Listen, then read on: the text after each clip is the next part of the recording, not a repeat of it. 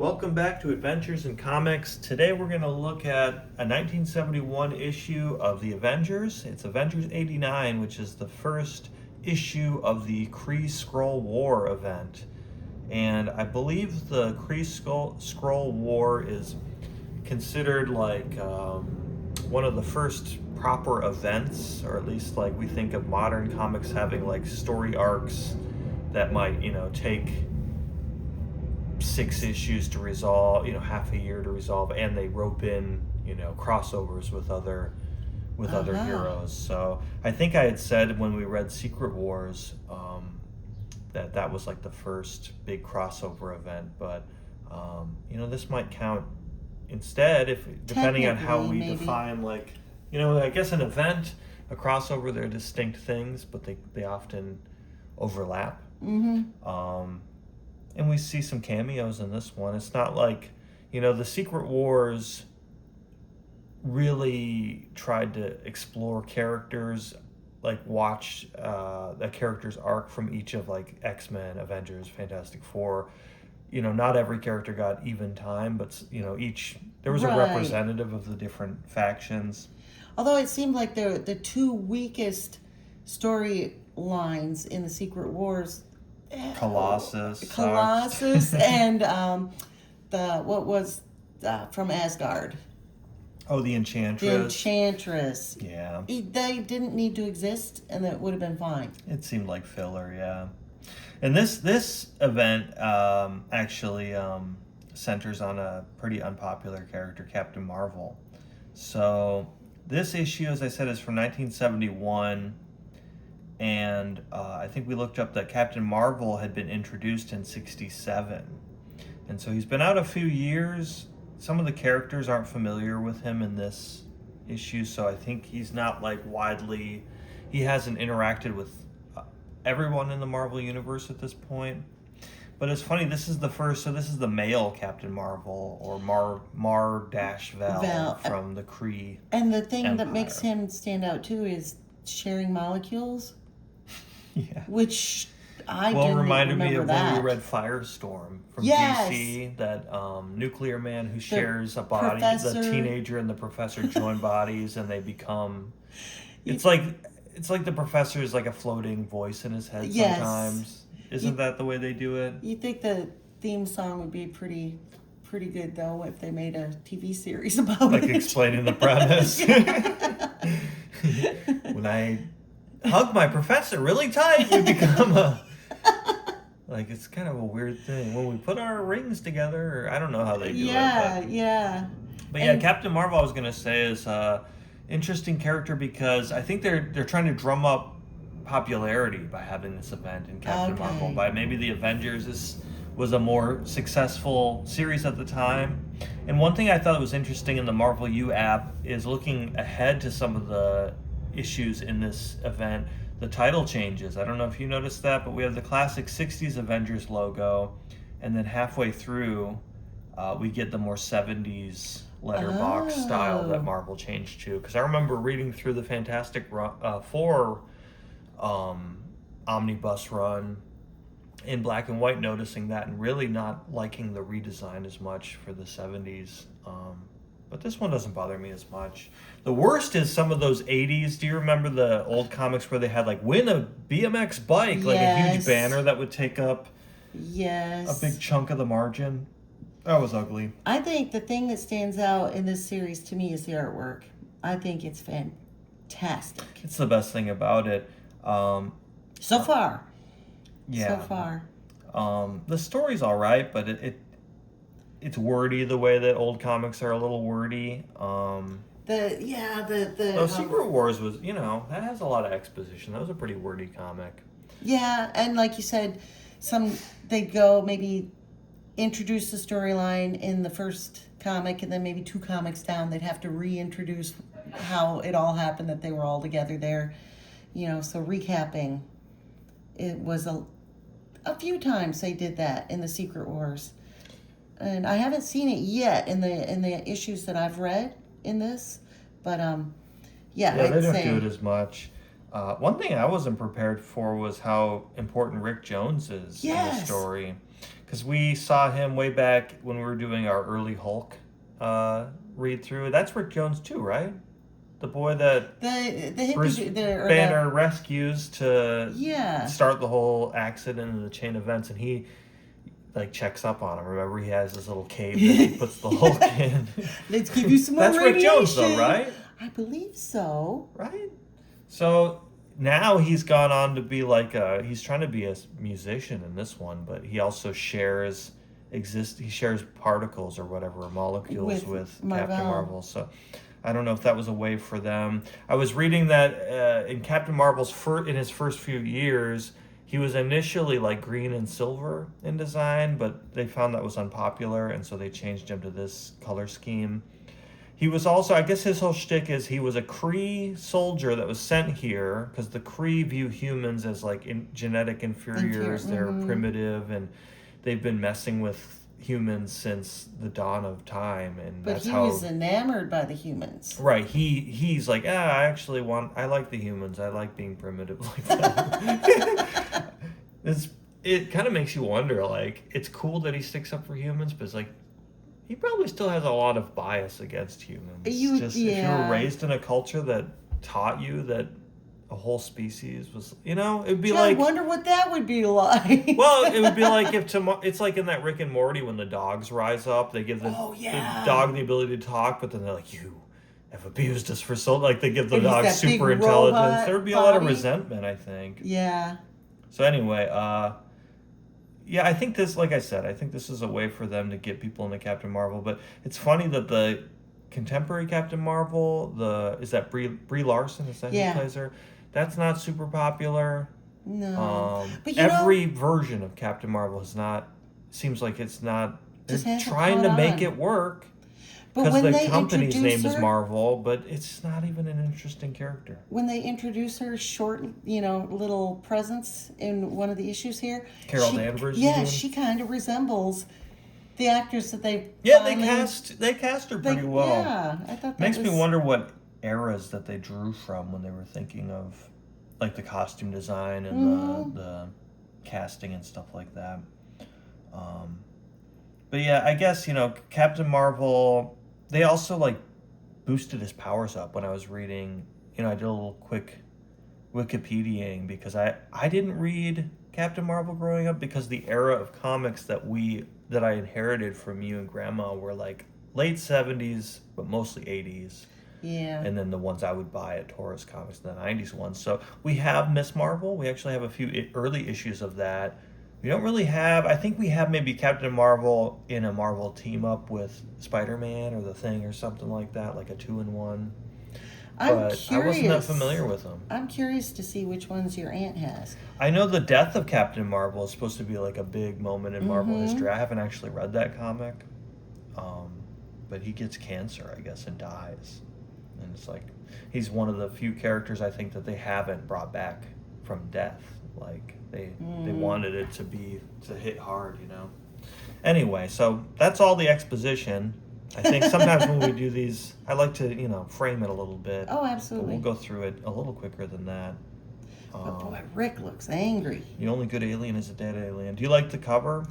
The cover, I'm not sure that it would pull me in to buy it if I saw it on the shelf, because I would. Captain Marvel, I don't know, but seeing the Avengers there. Yeah, but if you don't like him, he's getting electrocuted. It looks like they put him in the electric chair.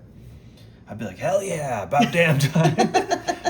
No, I actually kind of confused. I know I was saying that it's kind of a lame character. It's more just it has never caught on. I don't necessarily agree with the lameness, but people perceive him as the character's not cool. I actually liked the new Captain Marvel movie a lot. I did sequel too. to Marvels, that was really good. It was better than the first Captain Marvel, but I thought the first Captain Marvel was good nonetheless. But I thought the second one was even better. It makes you wonder why they didn't ever try Marvel in the MCU. Yeah. They're just like, stop. We tried that in the 70s and it never caught on. So we begin... I love the panel work that they do, too. Yeah, it's very Batman. It's very noir. Something. Yeah. The moon and the eyes. We see someone's being pursued. Can't be you. Not here, not now. Who is it but everyone's 3 favorite Avengers? Quicksilver, the Scarlet Witch, and Vision. That's another thing when I'm not well read in the Avengers. I actually have some of the black and white reprints in the basement, but I haven't got around to reading them consecutively. Apparently we're in an era where Iron Man, Thor, and Captain America, they're still Avengers, because you'll see later in this arc they show up, but like, I guess, they're busy or something. They sent out the B team. This kind Not of even an Ant-Man in there. We do see Goliath later on, but it's not who you would expect it to be. Avengers have really mixed things up a lot by absolutely. What is this, 89? Issue 89, is that what we said? Yeah. But you were saying, your favorite part was the art, so we should give credit to Sal Buscema, who does this art, which is very... excellent. One of the best, I think. It's got a classic, like, 60s look to it. Mm-hmm. Like the draftsmanship, it's very like Jack Kirby to me. And just like the it looks like it's car well design. thought out. I guess it's 71, so it's still basically the 60s is still just, has just happened. Roy Thomas is the writer, Stan Lee is the editor. He took all the credit. It's weird how Quicksilver has these little antennae of hair. So they're trying to subdue Mar-Vell, but, they frame it as for his own good. And he's like, what do you know about me? Quicksilver, one thing that always takes me out of the reading experience with Quicksilver and the Flash and stuff is how they converse. They're like using super speed, but they're like, by the time he said one word, he'd be through with the action. Yeah, so it slows down. The reading process is counterintuitive because it slows you down as the audience, even though he's like plummeting towards him at a speed where he couldn't even react in time, you would think. And this... But react he does, actually. Yep. So I guess I spoke... Maybe he's just bad at music, and he's like, I'll go pretty fast, but I do have to get some words out here, so I'm going to kind of pull back on the speed and articulate, and then he gets a punch in the mouth. This 2-panel made me realize that it was probably best that the Marvel Universe got rid of him in the first movie that he was in. Quicksilver, yeah. Yes, because it's like, you're running full speed at someone who is that strong, who's going to just whack you. I guess that's what they kind of do with him sometimes, is like, he's fast, but he's also like fast to act. He's impulsive, or he's quick to anger. But that was a very like Jack Kirby kind of transition. The change of direction from top to bottom, and then like right to the left. So you're reading left to right, so you see, and it's coming off the gutter like that. It's very cool. Yeah, no, the artwork is beyond good. So Vision's trying to reason with him, and he can desubstantiate or whatever. He can change his mass and his density at will. He's like, what are you, a ghost? No, I'm an android. So he shoots him with his unibeam, which is, I believe in my exposition, my research, that that wasn't something he initially had. I think at first the character Mar-Vell, it was kind of like Superman, where it wasn't the sun that gave him his power, but because the conditions of the Kree homeworld are different than Earth, he had naturally agility and strength because of the gravity difference or something. But then they gave him these universal beams or unibeams. That's the big problem with Captain Marvel as a character for me, is especially with the Brie Larson one, is it's like a Superman kind of figure, and it's like, what is the upper overpowered Superman? Yeah, exactly. It's very overpowered. It's cool, like when she comes and she's like shooting through all the huge spacecraft and like punching holes through them. It's cool, but it's also, I see why they use her in small doses in the big team up movies, because it's like, well, she could probably solve all your problems. Exactly. But yeah, this. And, Wanda is pretty weak. It's funny how much they've changed her powers over the years, because back 71 here, she has a hex power, And they've developed that over the decades to be like some kind of, not in the MCU, they portray her as more, it's like the wizard sorcerer distinction, I think, in D&D, where like, are you like magical because you're learned like Doctor Strange and you studied magic, or is it like a innate part of you, like you were born with more of an intuitive magic? And I think that's kind of how they do it now. Yeah. But I don't know, back then it's almost like she's putting the whammy on you or something. Exactly. It's like, ooh, I'm getting a bad vibe here. Yeah. It's like, I think it's like a probability thing of like something bad's going to happen to you or something. Yeah. And he's like, I don't punch women, so I'm going to leave. Right. That's one thing. He's like, one prejudice ingrained in me during my stay on Earth, girl, is that I never strike a lady, so he... It's pretty misogynist. The artwork is fantastic. Well, if he was misogynist, he'd hit her. Well, yeah, I guess true. But it's very... I was just saying because he's a Kree. And it's funny that's one thing from Humans he picked up. I'm like, so a Kree, back in Kree, you were just beating up ladies all the time at the Kree homeworld? Jeez. So he jumps up on the roof. He can't fly, I guess, but he can, like, because of the gravity difference, I think he can jump quite a bit. Who's surprised and blasted him? But Rick Jones. Why would Rick Jones, of all people? Wow, he bested the Avengers. As an opening scene, it grabs your attention. Yeah, it does. All people, why would this teenager, or maybe he's in his early 20s by now, but it's funny how seldom they try to date comics for good reason. They don't want it to age poorly. But I was reading an old X-Men the other day, and it said, oh, that was back in 79 or something like that. Oh, wow. It was a Chris Claremont X-Men, and they were actually naming the years. So Rick Jones is... Yeah, that's cool how they're all in silhouette and far away. The camera pulls away from the close-up of Rick Jones to like a really abstracted shot of all of them. But he's feeling bad about betraying his friend. And we as readers are slowly learning why do they need to capture him? He's accumulated some dangerous energy. So the fate of the world is at stake as they take him to the Quinjet and blast off. They do sympathize with him. They're like, well, we're mutants. Quicksilver and Wanda are mutants, and then Vision is an android among humans. And Rick Jones, he hangs out with the Hulk. They're all kind of you'd think he'd weirdos. Pick up some sort of radiation poisoning over the years. It's funny you say that. I think that becomes a plot point in Hulk, actually, eventually. And Vision is brooding about being an android and not human. Yeah. He's for Wanda has her brother, and even Mar-Vell his memories.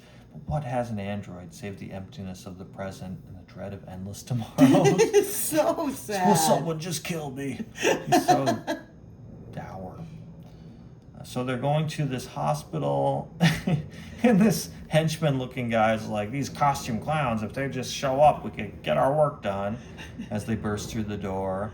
And then the old doctor. This dwarf-like doctor. The character designs are so goofy. He's very mad scientist looking. Yes.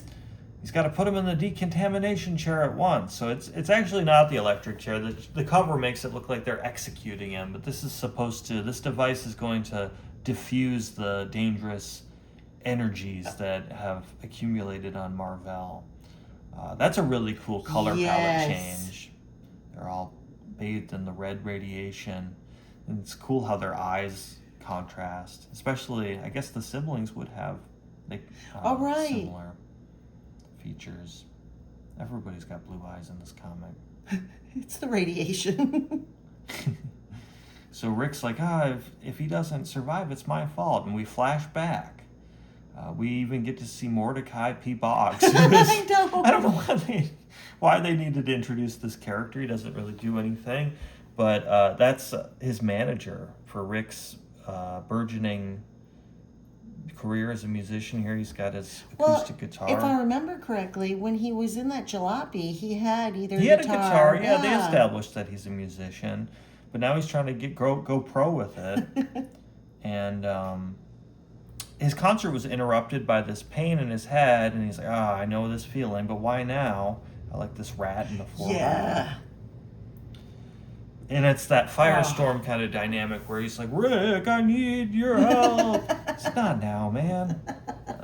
So they have to trade places. I guess, like, Marvel, at some point, Marvel got stuck in the negative zone.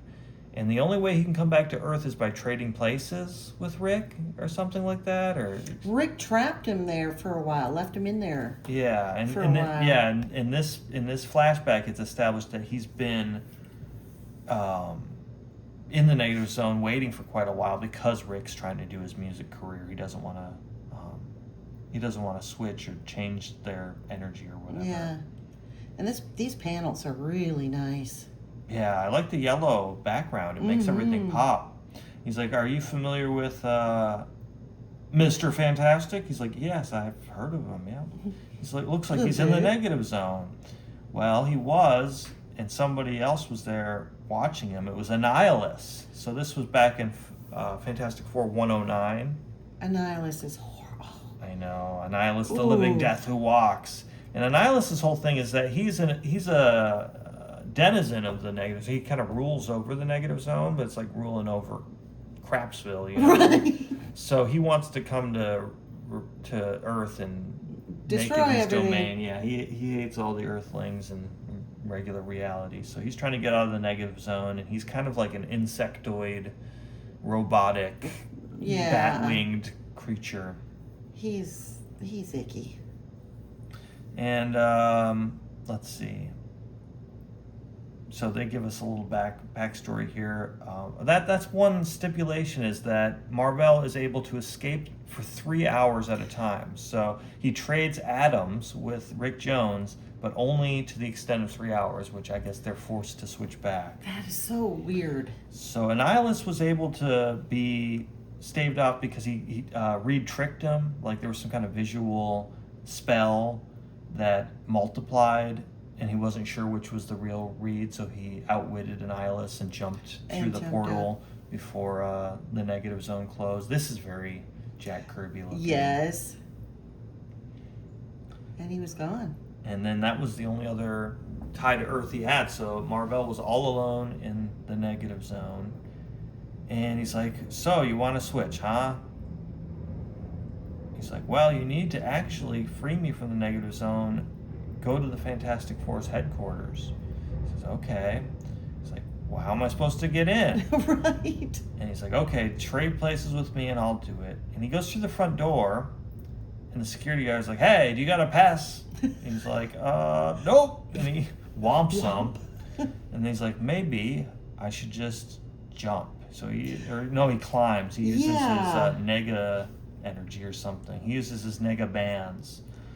I see. Not while my nega bands give me the power of flight, but I guess he's flying. It looks like he's crawling up the side like Spider-Man. Yeah, like Spider-Man, but yeah, he's kind of flying. So he gets up on the 35th floor, and man, having a door to the negative zone in your house would suck. He needs to get just the barest finger hold. That's great. Boom! That's some cool look at motion. His body just, he looks spent. Wow. Tears the big metal doors down. He said, well, FF must not be home because they would have reacted to that. But it does trip a signal that goes to Avengers Mansion, and who is it but the depressed robot? Yeah. Sad. Reed said that Sue had a premonition that something like this would happen. I guess there was something to it.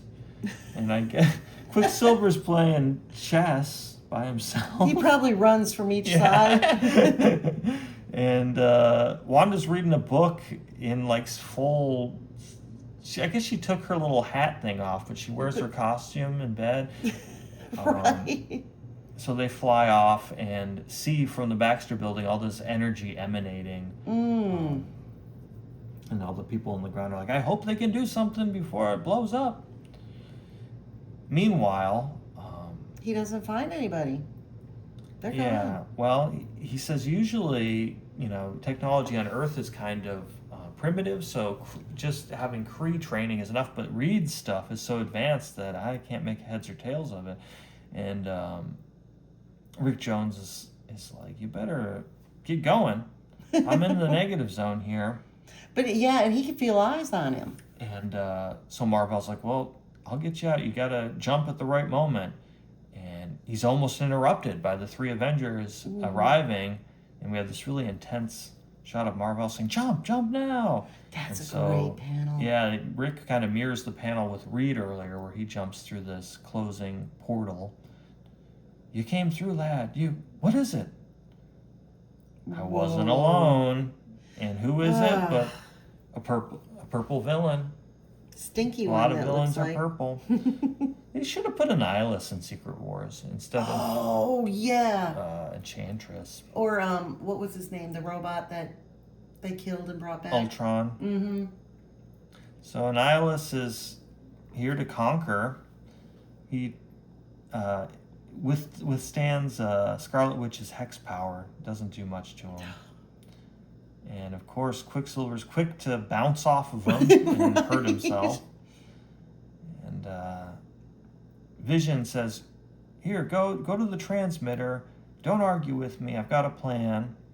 Annihilus thinks that he's won, but Vision seems to have something up his sleeve. So as they're grappling, Vision, who we're reminded can change his mass and his density at will, becomes intangible, and Annihilus is sort of thrown off balance.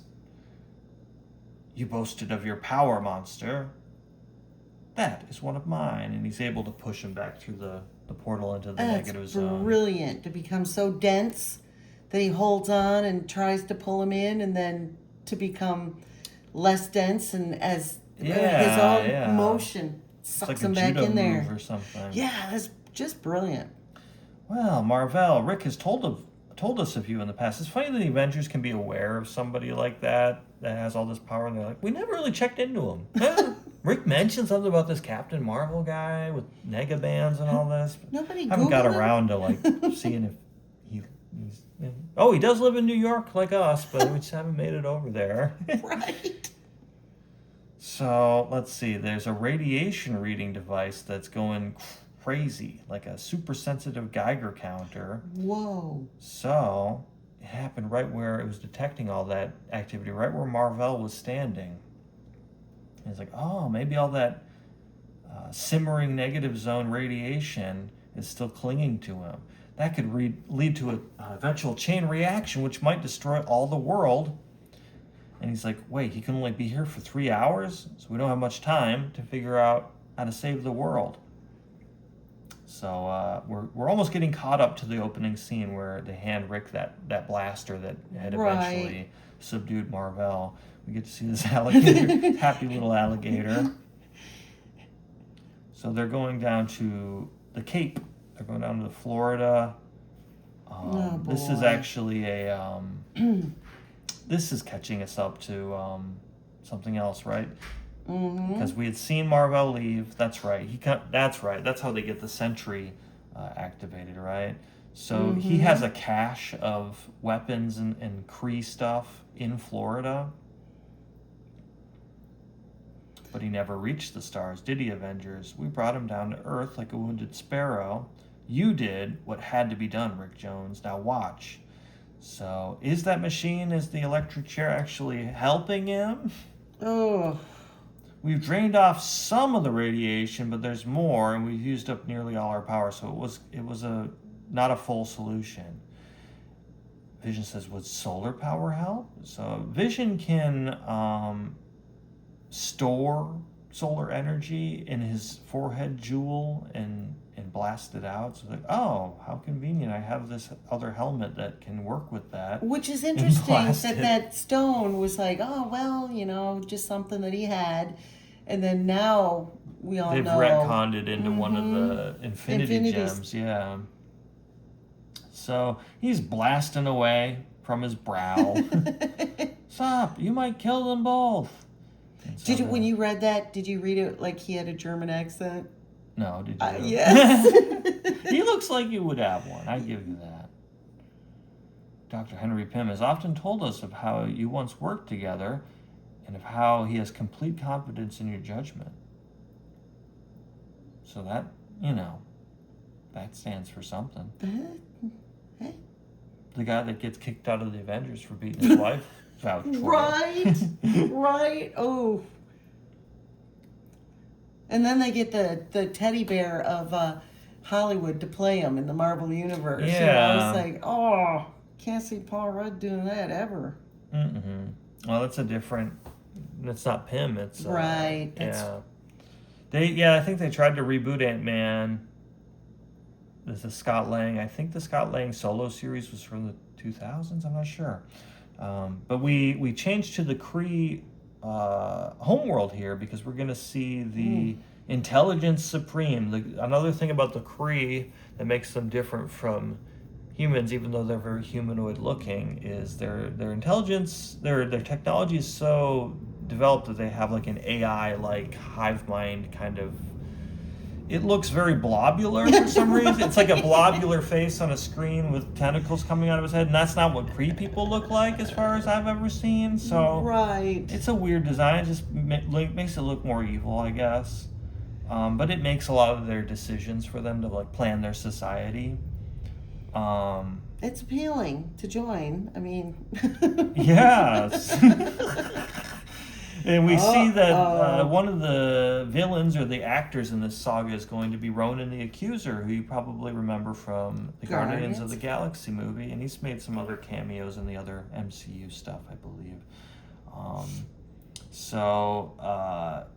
You're not supposed to question the Intelligence Supreme. I think they do have like a Kree council, but they defer to the intelligence. But somebody's taking control of the Kree Empire. The usurper, Ronan the Accuser. So he's somebody that we've seen deal with Captain Marvel as early or as recently as issue 16, according to Stan Lee there.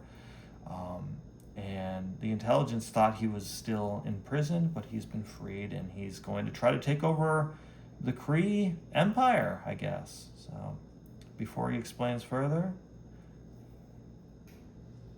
the one he hates the most. The viewer's going to show he's got a little TV that he blasts with his hammer to turn on. It's his little remote control.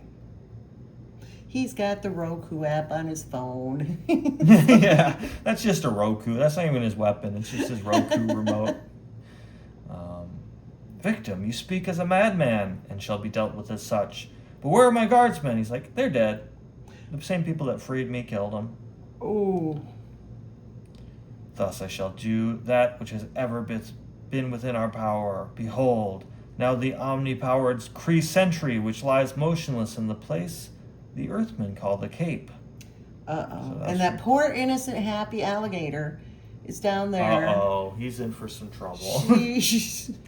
So they even guard this sentry, even though it hasn't moved in quite a long time, but now it's becoming active again. That's a nice series of panels. The army are powerless to subdue the sentry. And now it's been sent on a mission to that hospital to kill Captain Marvel, finish the job. And all who stand in his way, like that little poor innocent German scientist doctor with that nasty big needle. I know. So you'll have to stay tuned to our next issue, or our next episode, to see the issue number 90. See how this resolves. So that's our first issue, 1971, the start of a 6 or 8 issue series, that a longer story arc, the Kree Skrull War. No Skrulls to speak of, but the Kree have been introduced, and one they're of their the bad guys. So far, they seem to not be great people. So like and comment and subscribe if you like watching this, and stay tuned for the next issue in the series. Thanks.